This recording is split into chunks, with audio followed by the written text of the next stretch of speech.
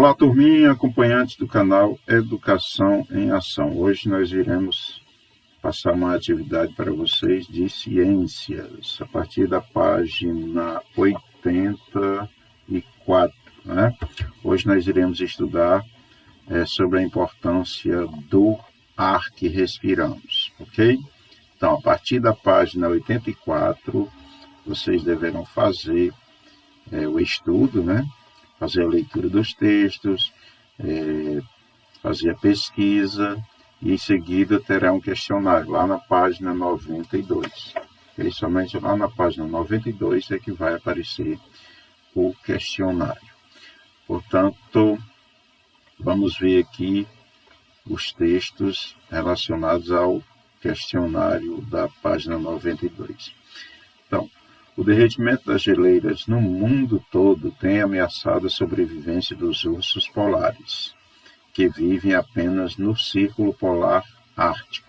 Imagens como essa de um urso polar sobre um pedaço de gelo sendo levado pela correnteza impressionam quem as observa e são utilizados por ambientalistas para chamar a atenção para o problema do aquecimento global. Esse fenômeno, no entanto, tem impactos que vão muito além da sobrevivência do urso polar e afetam praticamente todos os seres vivos, humanos inclusive, né? Então aqui está. Isso demonstra o quê? Que as geleiras estão derretendo com o superaquecimento do nosso planeta, né?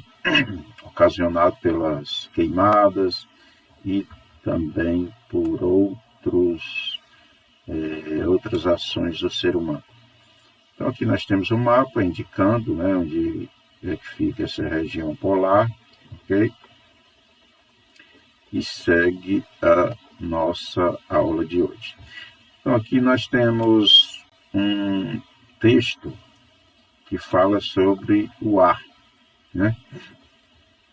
O ar é uma mistura de gases que envolve nosso planeta, formando a camada que denominamos atmosfera.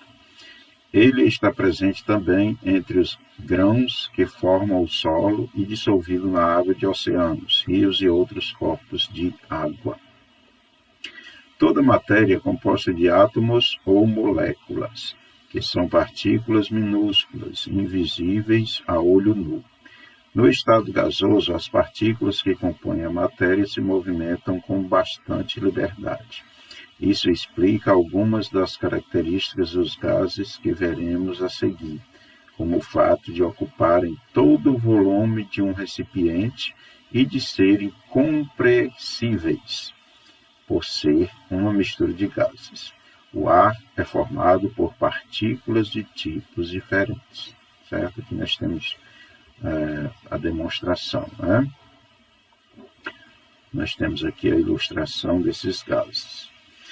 A representação simplificada das partículas que compõem a matéria. No estado sólido A, né? E estado sólido, as partículas ocupam posições praticamente fixas, movendo-se muito pouco. Nos líquidos, que é aqui na B, as partículas têm muito mais liberdade de movimento, mas tendem a se manter próximas umas das outras. No estado gasoso, aqui o esquema C, né? A liberdade das partículas é máxima e elas podem se deslocar por todo o espaço disponível. Composição do ar. Os gases nitrogênio e oxigênio correspondem a quase todo o volume do ar. Gás carbônico e outros gases estão presentes em quantidades comparativamente bem menores.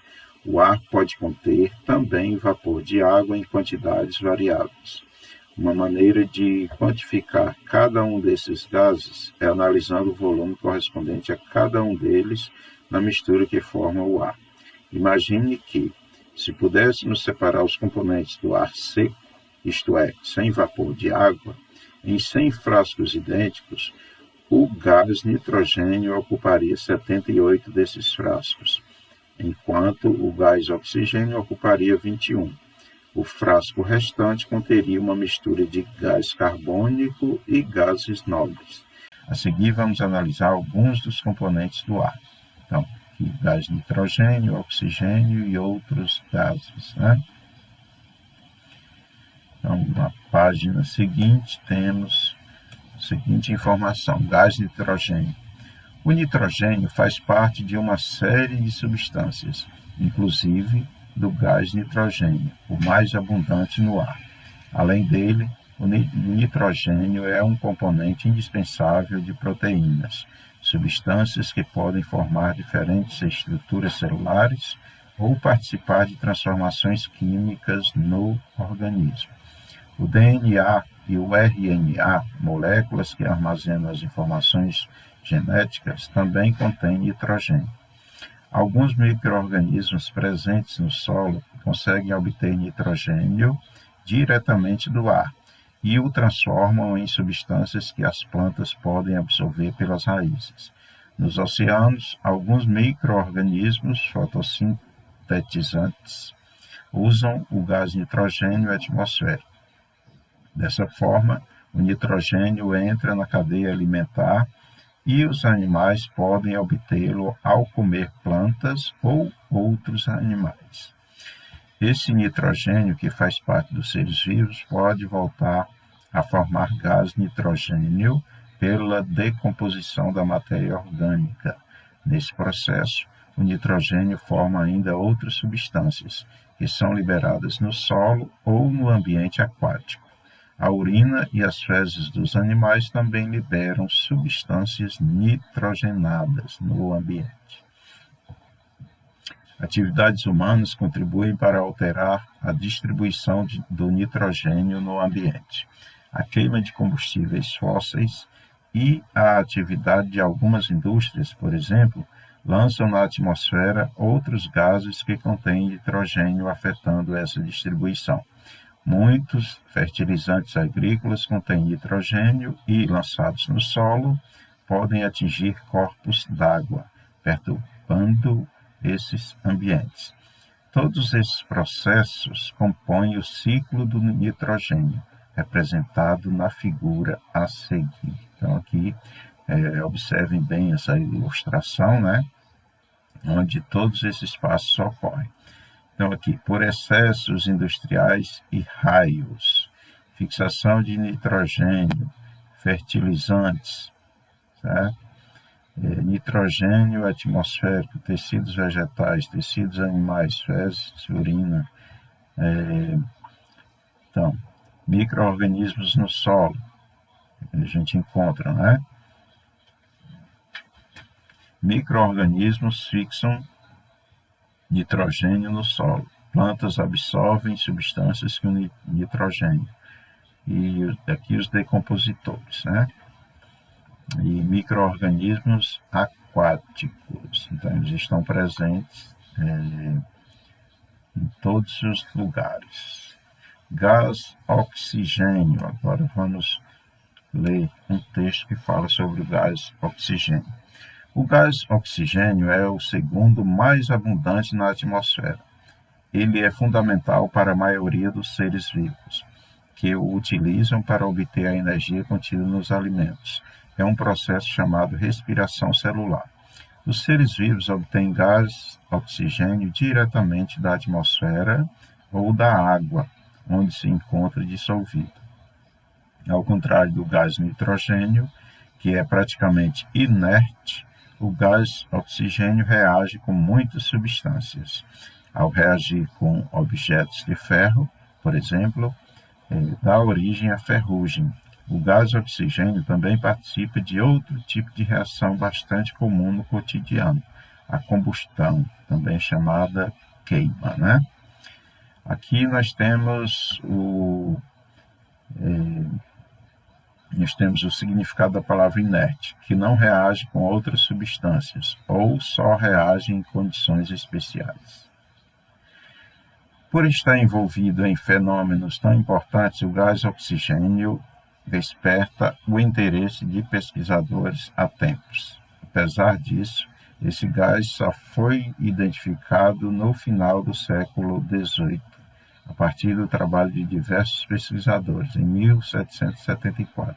o pastor e estudioso britânico Joseph Priestley, 1733 a 1804, verificou que, ao aquecer uma substância hoje chamada óxido de mercúrio, obtinha o metal mercúrio e um gás desconhecido. Ao realizar experimentos com esse gás, verificou que ele intensificava a chama de uma vela.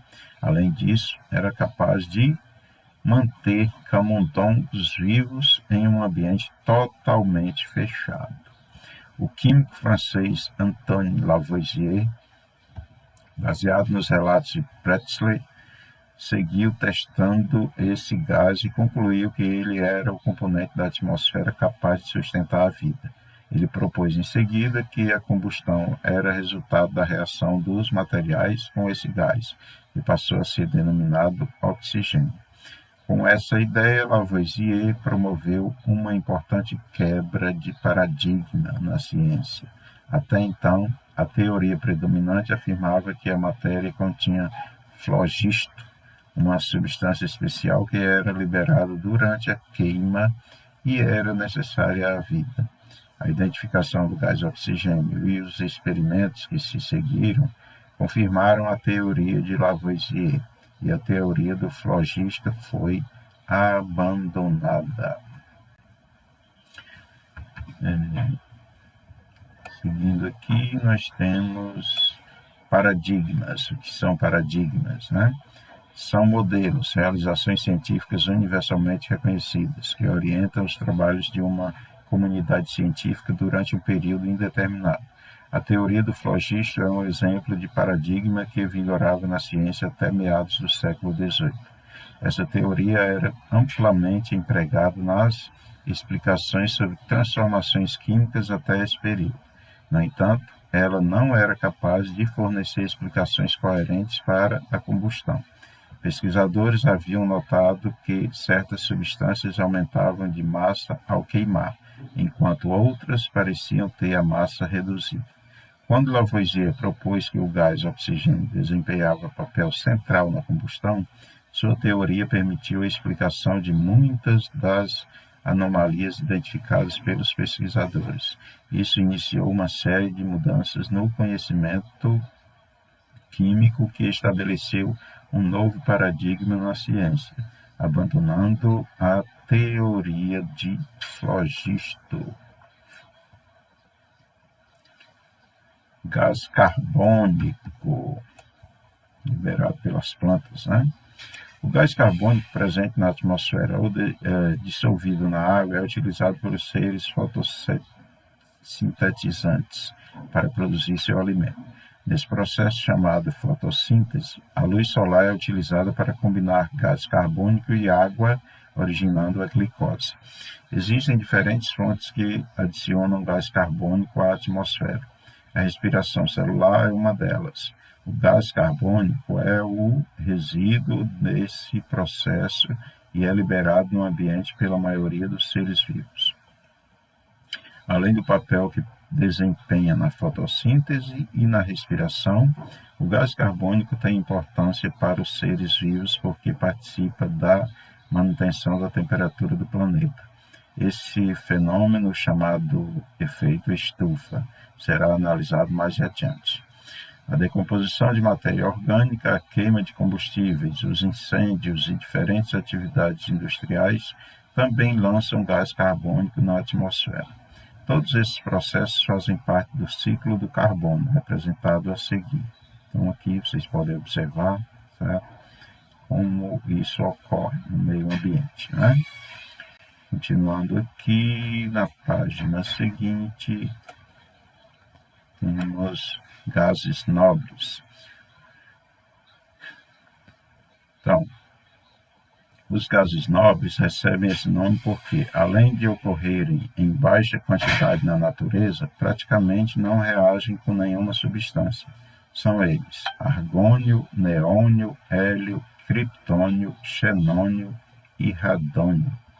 Desses, o gás argônio é o mais abundante, correspondendo a aproximadamente 0,9% do volume do ar atmosférico. Ele é empregado em metalúrgicas e na produção de lâmpadas incandescentes e fluorescentes. Já o gás hélio é usado em balões meteorológicos, né? Dirigíveis e também no resfriamento de determinados equipamentos. O gás neônio é utilizado em pequenas quantidades nas lâmpadas de neon dos anúncios luminosos. Vapor de água. A quantidade de vapor de água no ar determina a umidade do ar e varia de acordo com o clima e as condições atmosféricas da região. Na região norte do Brasil, por exemplo, a umidade do ar se mantém elevada a maior parte do ano. No sertão nordestino, por outro lado, a quantidade de vapor de água no ar é bem pequena. Assim como o gás carbônico, o vapor de água desempenha papel importante na manutenção da temperatura do planeta, ou seja, também participa do efeito estufa. Os nevoeiros, também chamados de neblina, se formam quando a umidade do ar está muito alta e a temperatura está baixa. O vapor de água na atmosfera se condensa, formando pequenas gotículas em suspensão no ar. Depois vem a nossa atividade, né, lá na página 92, onde vocês deixarão um espaço para cada questão. No item A, por exemplo, deixa uma linha. No B, uma linha. No C, deixa 3 linhas. D, uma linha. E E também uma linha. Aí no caderno, né? Para a resolução das questões. Aí a questão 2, deixa 4 linhas. A 3 também deixa 4. A questão 4 deixa 3 linhas na A e 4 na B. E a questão 5, 4 linhas na A e a B, a última. Ok? Então, pessoal, uma atividadezinha para vocês. Quando for segunda-feira, faça a correção. Então, vocês têm tempo suficiente para fazer e enviar para mim. Ok? Não esqueçam, não deixem acumular atividades para que depois fique difícil, né, de fazer todas e enviar. Então, não deixe atrasar. Um abraço, até a próxima aula.